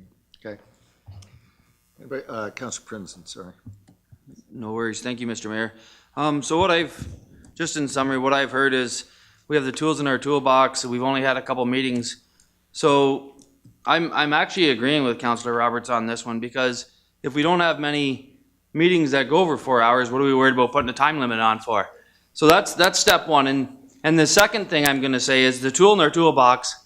I've sat here 6 years. And I honestly don't think I can count how many times we put our hands up to extend a meeting. Everybody just kind of is like, meeting extended, motion to extend, and everybody's like, yeah, and nobody. So as long as I remember the next time we have one of those motions, I will be calling a recorded vote. But for this one, I'm going to support Councillor Roberts' motion. So thank you for bringing it forward. Okay, Councillor Grasso, then Councillor Maynard, and we'll wrap up with Councillor Roberts, and I'll call the vote. I will be supporting this just due to the safety factor too. Driving home late at night, some people have to drive 40 minutes to get back home, and you know you're driving back late. There could be fog, there could be deer, skunks, raccoons, or even wild cattle jumping in front of you. So we have to be careful with that, and so for that reason, I would be supporting it. Okay, Councillor Maynard, Councillor Roberts. Thank you. I will also be supporting this motion. I think what happens when we get here, it's like, okay, we're this far in, let's just keep going. But I think we need that mandatory pause. I've been at this a long time, and I have watched what happens when we get past 4 hours. Is our members of council really listening? Are they really making good decisions? They've made their mind up, and they're just kind of going through the motions. And that's not disparaging of anybody on this council, but after 14 years at this, I would say that once you get here, it's just like, okay, yeah, let's get it done. But just getting it done is not doing the business that we're supposed to be doing done properly. So I don't think that a 4-hour adjournment or recess is unreasonable. And I think that it'll, first of all, it may help us speed up our deliberations a little bit as we get closer to that timeline, but it'll also make sure that we make good decisions when we are most cognitively aware. And you're correct, Councillor Roberts, at a certain point in time, we all start to fade a little bit. Okay, Councillor Roberts, last word to you. Well, like Councillor McNaughton, I really appreciate the discussion and the views, and everyone's got a good point. But I will just say that these are the facts. The facts are that expectations and meeting discipline are best buttressed by structure and documented policy, and words about what we could do or might do in terms of curtailing length of meetings. We have learned that those words fade in the face of politics and public pressure. So this is a way to document it. It gives us a tool to work with. And it endorses special council meetings. It encourages special council meetings that are focused and deliberate on hot topics and matters of adamant public concern. Thank you. Okay, I'm going to call the vote on this. All those in favor of the motion of Councillor Roberts' motion?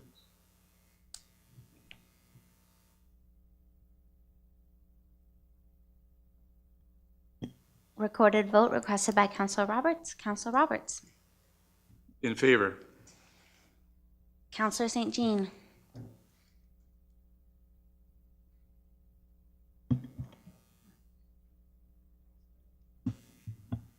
Okay, thank you. You convinced me, in favor. Opposed. Councillor Harrison, thank you. Councillor Grosso. In favor. Councillor Branderhorst. Opposed. Councillor Engelsdorfer. Opposed. Councillor Hirsch. Opposed. Councillor McNaughton.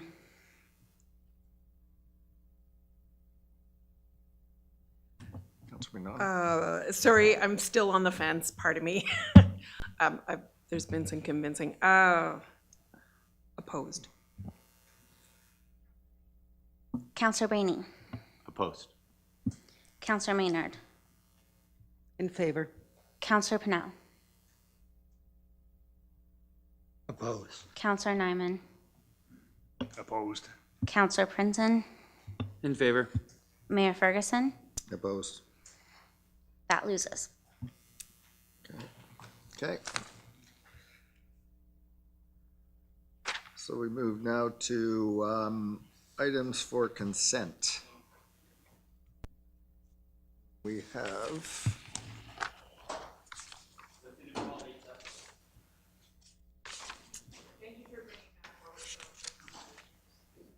14 items.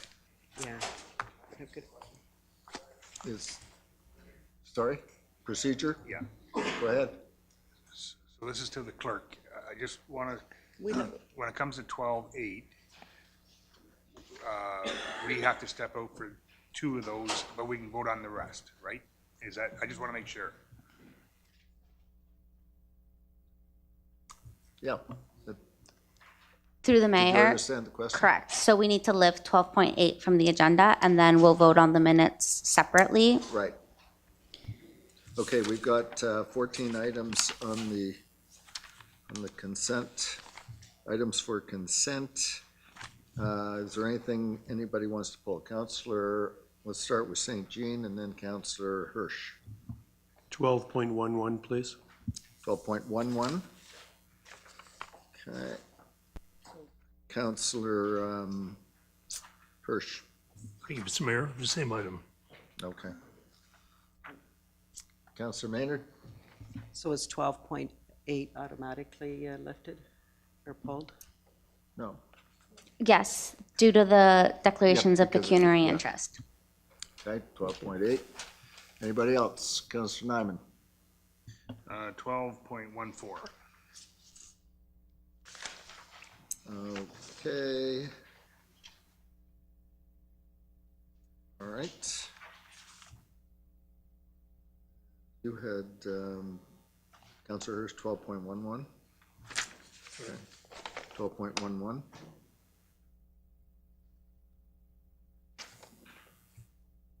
Okay. All right, so we need a mover and a seconder for the other items. Approve those. Mover and a seconder, please. Counselor Branderhorst and Counselor Pennell. Okay, let's see if I get this right on the first try. This is a Brandhurst panel motion that the following items for consent be approved. 12.2, 12.3. 12.1? I thought we pulled 12.1. 12 point, No? nope. No. Oh, 12.11, sorry, 12.1. Let's add that. 12.5, 12.6, 12.7, 12.9, 12.10, 12.12, 12.13, 12.14. Not No. 14.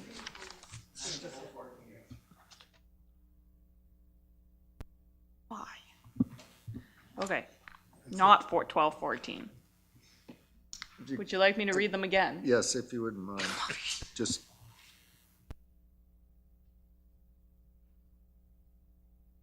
Okay, one more try at this. Okay, that the following items be moved to, or can be approved. 12.1, 12.2, 12.3, 12.5, 12.6, 12.7, 12.9, 12.10, 12.12, and 12.13. I don't think 12.4 was pulled. Not 12.4? No. Oh, and 12.4? 12.4, Oh, and 12.14. 5, 6, 7, 9, 10, So, 12, 13. Madam Clerk? Yes. so through your worship, the motion would be that items 12.1, 2, 3, 4, 5, 6, 7, 9, 10, 12, 13 be approved by consent. Okay. All those in favor? And that carries. Okay.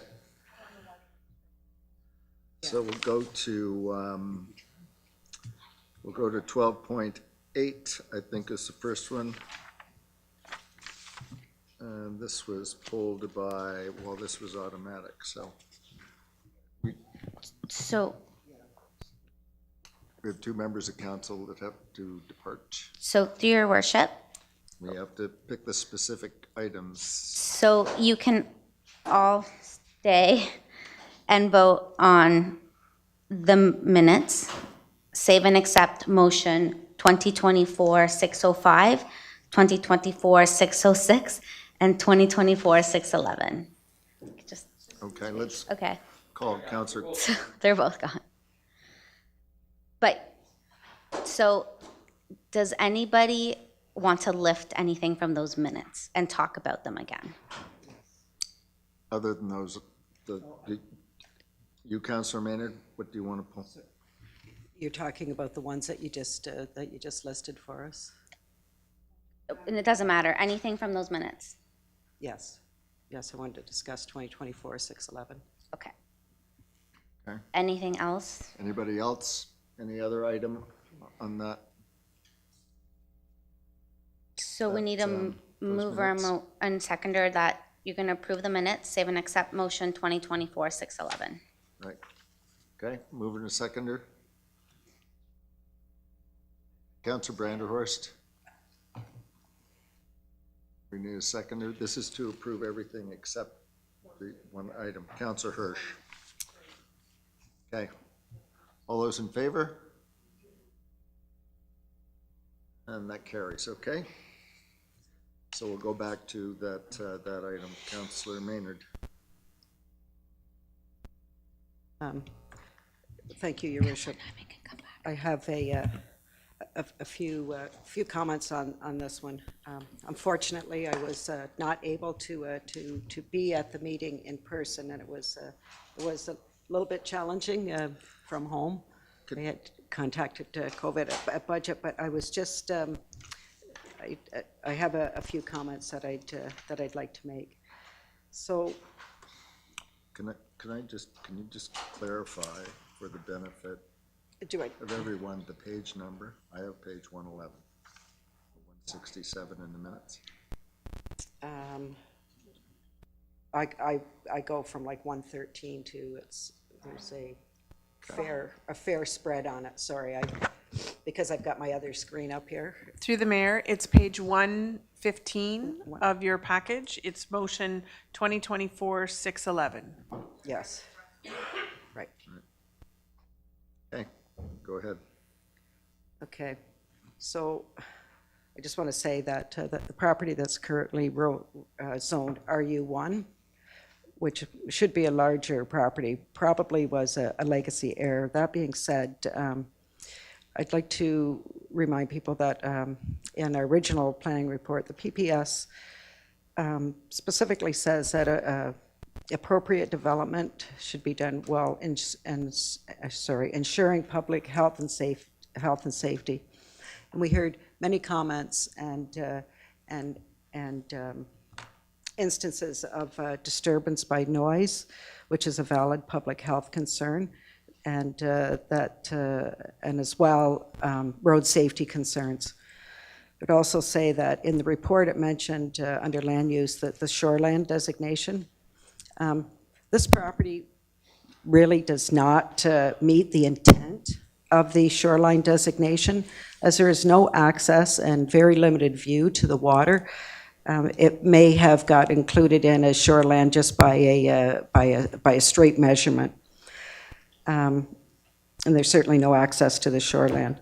And the suitability of the proposed density and scale is, and its ability to impact the natural heritage features. Those are all things that are considered under the shoreline designation, which I think it fails in several of those cases. Also listed as a tourist tourism, which says, historic or scenic value, and promotes economic development year-round, yet the zoning amendment and the recommendations are to have it as a seasonal operation. Also, I would say that in this case, and especially since council no longer has the ability to comment or make recommendations on site plan control, a lot of the recommendations to approve this zoning were based on the fact that we will rely on the site plan to how it will function and be regulated over time. The final public meeting suggests that public concerns regarding noise, security, speed, safety along County Road 3, impacts to groundwater, previous adherence and bylaw, land use compatibility, really have not been appropriately addressed to allow this rezoning to go through. So in this case, the site plan and the intentions for the use of the property are really inextricably intertwined with the site plan and what will be allowed on that property. The applicant, in this case, may well operate in a very responsible manner.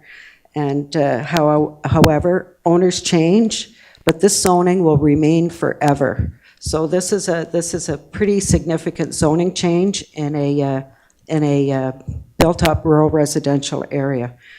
And I'll just say that we talk about community, and community is about good neighbors.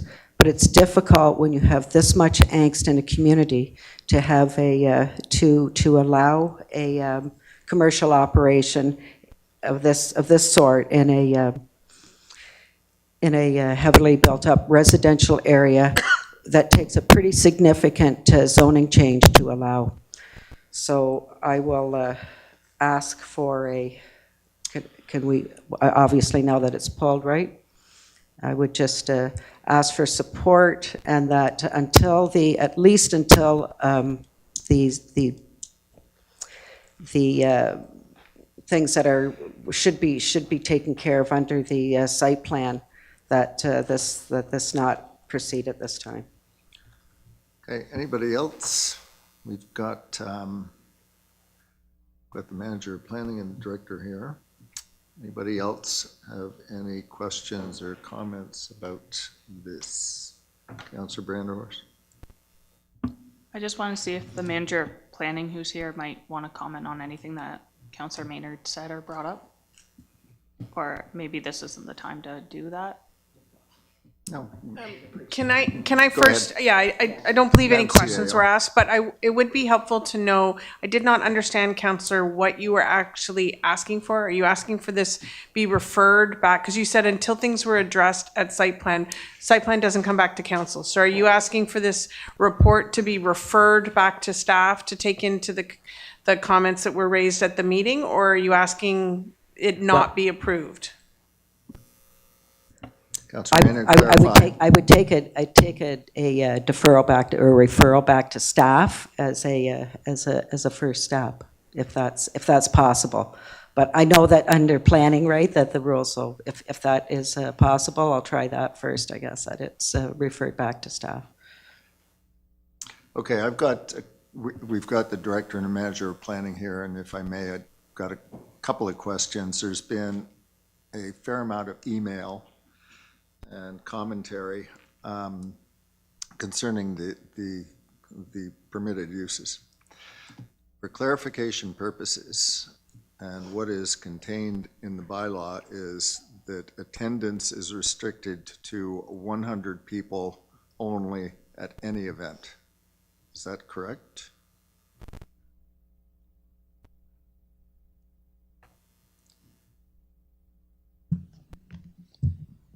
Mr. Mayor, is it on? Yeah.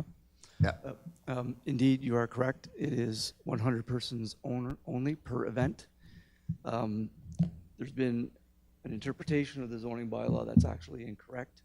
There's a notwithstanding clause associated with the bylaw, and that basically means, in layman's terms, despite what the other bylaw or components of the bylaw says, this bylaw takes precedent. So when you talk about I think it's 4.36 of the bylaw, which is one section that this bylaw refers to, there's sections of that don't apply because the new bylaw overrides what the other bylaw says, or the other sections of 436 say. Okay, so any event occurring on that property, whether it's a wedding, a musical performance, 100 guests. Maximum. Yes. Okay. Similarly sorry to cut you off, Mr. Mayor, but similarly for the time frame. We do have a noise bylaw that speaks to the time frame associated with noise. It's now at 11 o'clock where the cutoff is. Right. When that bylaw was brought forward, the zoning bylaw wasn't changed at that point in time. The provisions within the new zoning bylaw that we're drafting up, hopefully bring forward in April, will be reflective of the new bylaw. So everything will stop at 11. Okay, so all events containing maybe 100 people must cease at 11 p.m. Correct. Okay. And the noise bylaw, obviously, you know, if the noise is excessive, that's a different thing. They have to fall within those Correct. guidelines. Okay. All right. Other questions? No one else? Go ahead, Councillor Maynard. Thank you. Question? And thank you for your indulgence because I wasn't able to be here. So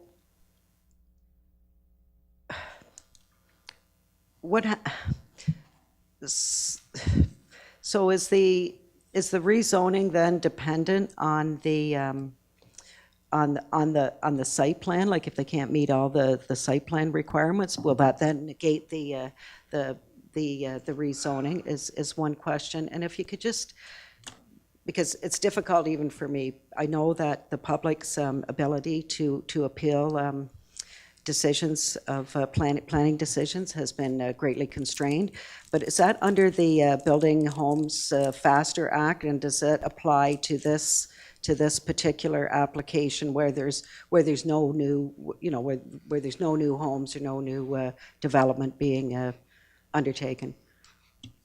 Right. So that's a two-parter, sorry. Yeah, well, I guess the short answer is there are no appeal rights for third parties.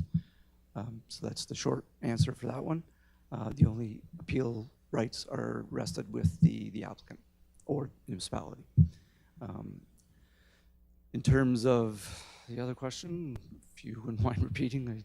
Sorry. So because there's so many things that are in the site plan, right? So what happens if you know, you can't have a proper septic, or if there's seen to be damage to the natural heritage features, or so there is a threshold in terms of speaking of on a zoning amendment.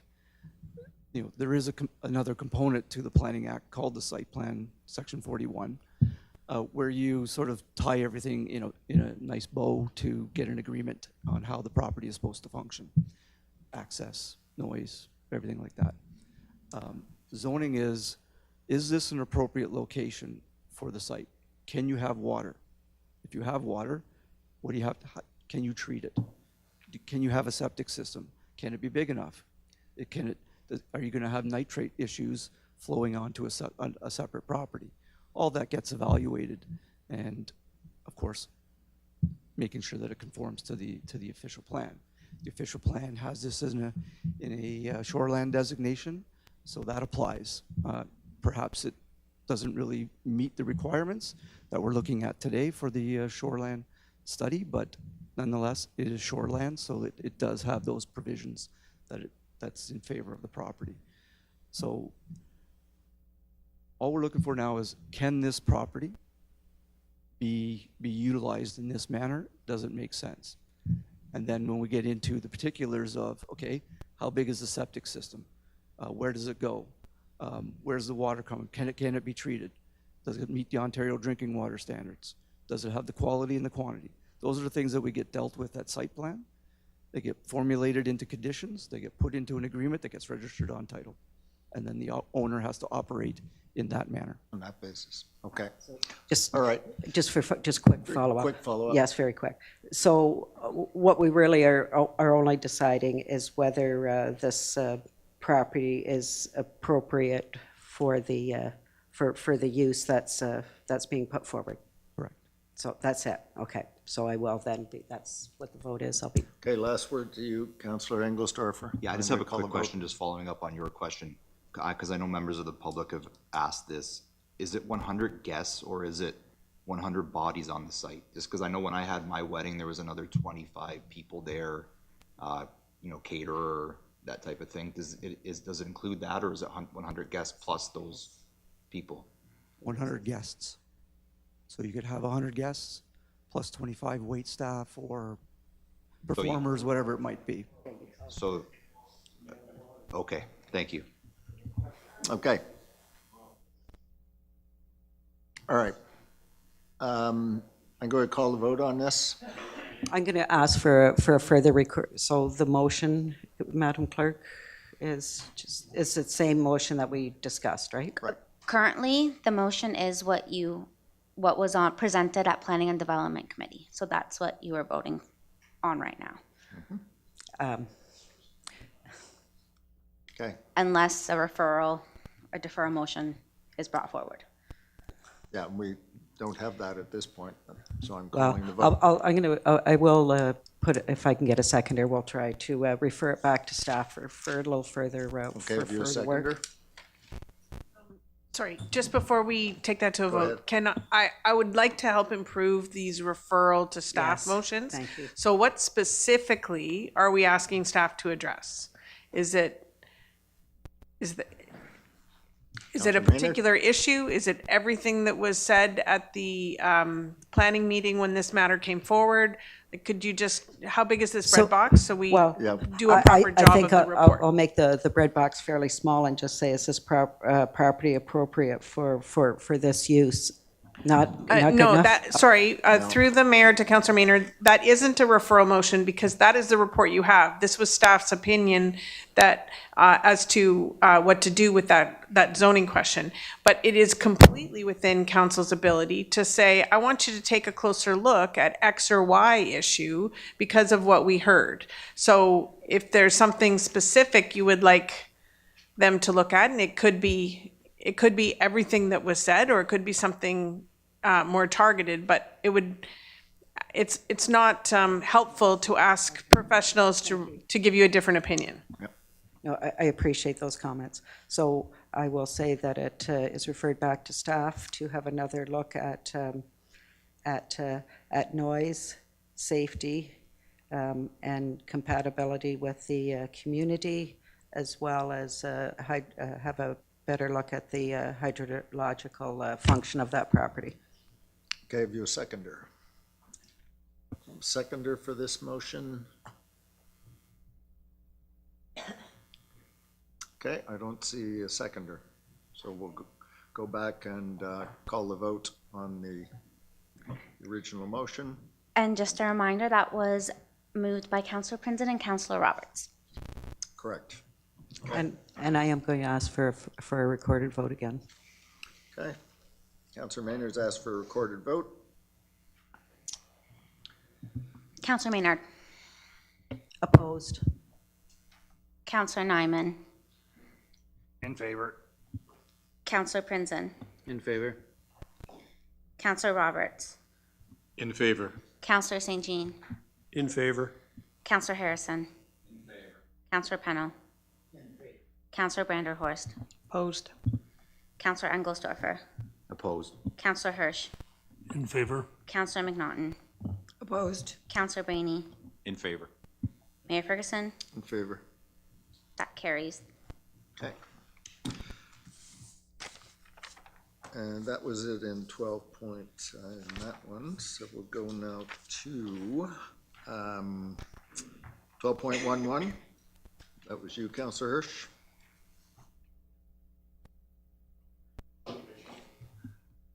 Thank you, Mr. Mayor.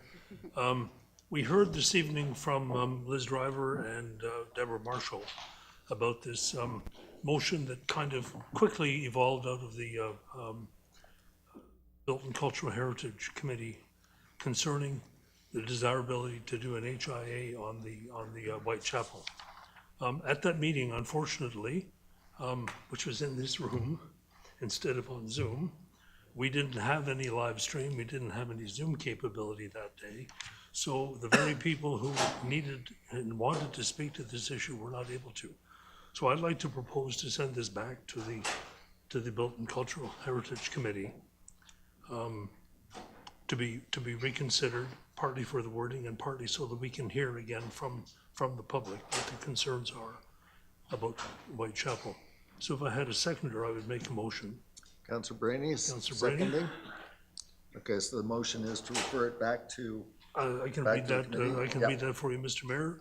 That the Built and Cultural Heritage Advisory Committee motion regarding exploring a heritage impact assessment of the Whitechapel 19 Whitechapel Road, Bloomfield, Hallowell Ward be referred to the February 5th Built-in Cultural Heritage Advisory Committee to ensure public notice is adhered to. Okay. Any questions about the motion? Councillor Brainy? Just to confirm that I agree with that, I do believe that this building is of cultural and historical significance, and I think we should get it right on this building to ensure that we do everything in our power and with what we have available to make sure that this building is protected and maintains its status as a property of significance for the county. Okay, thank you. Councillor St. Jean? Thank you, Worship. I'm going to support this. My question necessarily wasn't around sending it back.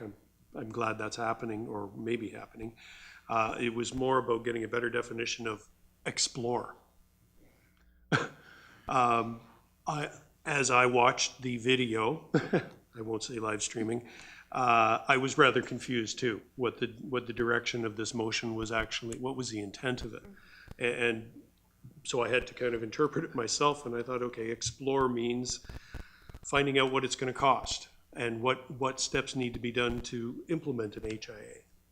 But I'm satisfied that, so I'm not even going to go there. I'm satisfied if it goes back to the committee to get that better explanation and tighten up the language around this so that we can actually do, as Councillor Brainy has said, do what's right by that building and if need be, make sure that it's protected for the future. Okay, Councillor Hirsch, clarify the intent. Thank you, Mr. Mayor. Very quickly, just responding to Councillor St. Jean, yeah, there are a number of factors that particular committee didn't have in its hands to consider.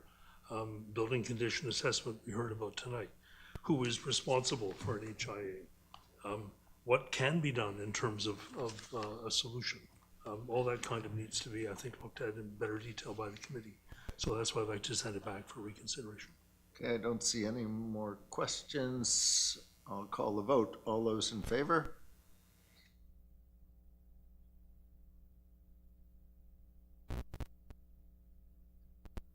About 11. Perfect. That carries. Could we do a motion to receive the report? Yeah, we need that as well. Mover and a seconder, same mover and a seconder on this to receive the report. Okay, all those in favor? That carries. Okay. So the next one I have is 12.14, Madam Clerk.